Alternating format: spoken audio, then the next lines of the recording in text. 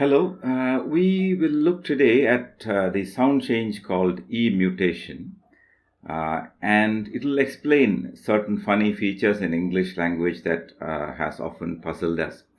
For example, the plural of goose is geese and not gooses, while mongoose is invariably mongooses.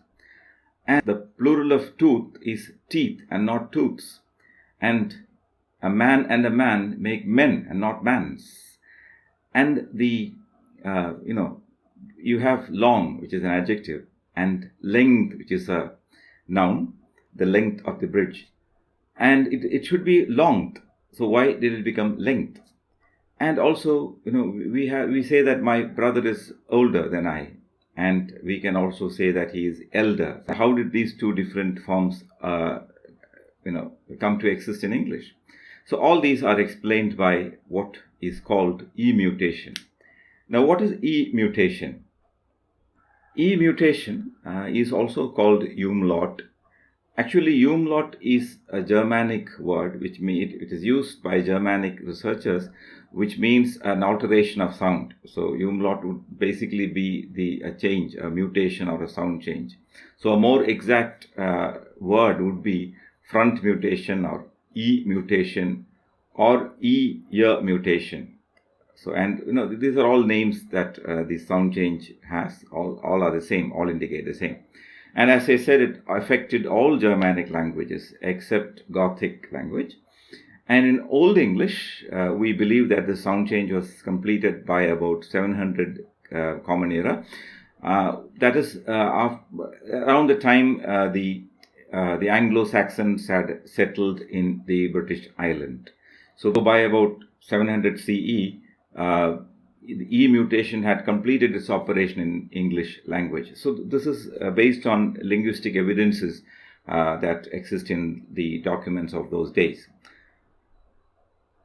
So what was happening is, we look at this word mouse and louse.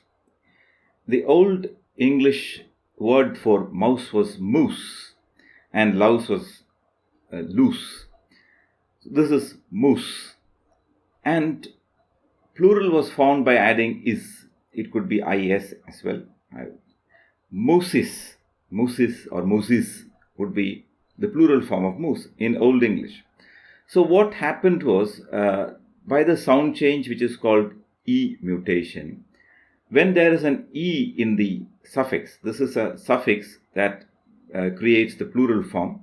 This E sound in the suffix caused a change in the vowel in the root word. In meese, thus this vowel oo was changed into E. So mooses became meeses. And why this happened was because of the E in the suffix. This E in the suffix influenced oo and transformed it into meese. So it became meeses. And the suffix, after creating this, over time, the suffix would slowly disappear. So that created the word meese, which in modern English today exists as mice. So that is why the plural of mouse is not mouses, but mice. The same with louse. It must have been loose, looses, and lees. So what was happening was, in Old English, now we are looking only at how I-Mutation operated in English language, though as I said, it worked in all Germanic languages. So in German linguistic history, when you look at it diachronically, you will have examples of that. In all Germanic languages, the remnants of I-Mutation can be seen except Gothic, but we are looking only at examples from Old English. So what was happening was, Old English back vowels and diphthongs with a back component in it were all modified by either E or this yod sign in the following syllable, which most often created a plural, or it could be something else as well, as we'll see. So in the suffix, often there would be an E or ear, and this E in the suffix will cause a change in the root vowel And later on, the suffix, the e in the suffix will disappear, and we have a mutated word remaining. So that is what happens in what is called I-Mutation. The e in the suffix or in a subsequent syllable makes a change in the vowel of the root word, and then you have a different word, different sound in the root vowel. This affected all the back vowels of Old English. You'll remember back vowels are vowels in which the back of the tongue rises towards the soft palate, and also diphthongs which have a back vowel in one of its components is a back vowel. So we'll look at examples. One set of examples we can see is the plural forms where the mutation has happened. So here is the examples are tooth and goose. What happened to tooth and goose? Tooth was toth and goose was goss, and for making a plural, when there was more than one tooth, it would be todis. So in Old English also, plural was formed originally by adding an S sound or an IS sound, as the case may be. So we say it is todis for convenience sake. The spelling could be different. The symbols they used could have been different. I am using here this only for the sake of pronunciation and for our understanding. So toth was todis, and this E in the is mutated this O, and O became A. So it is teth.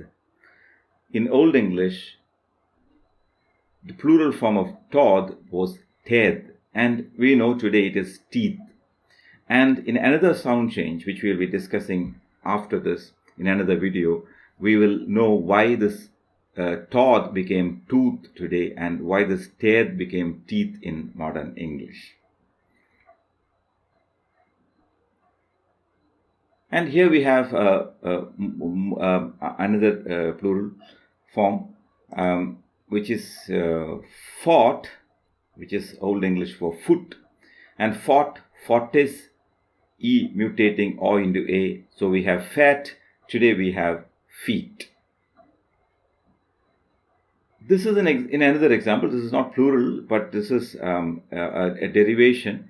You have strong, which is modern equivalent of strong, and strong is an adjective, and in Old English the noun form of strong was strangidu, strength, modern English strength, which is a noun.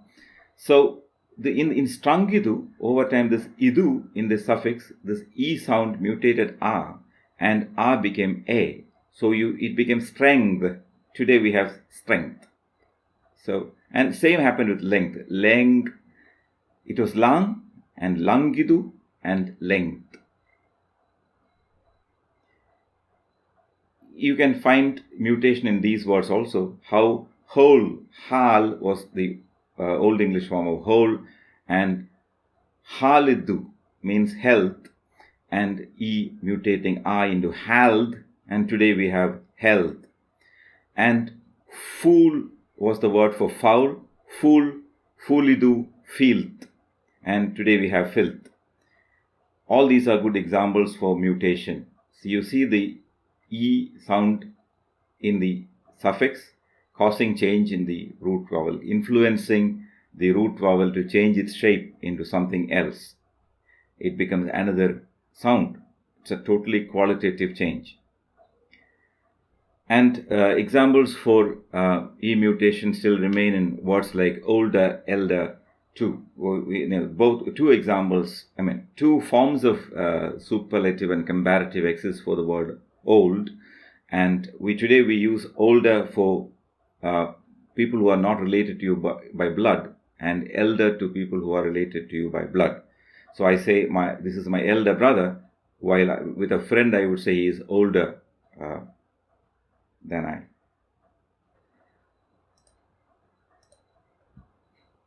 More examples would be how the word deem came from doom, how breed came from brood, bleed came from blood, and feed came from food. So D-O-O-M, doom, in Old English meant judgment, and the word was dom. And to form a verb from it, to judge, was domian.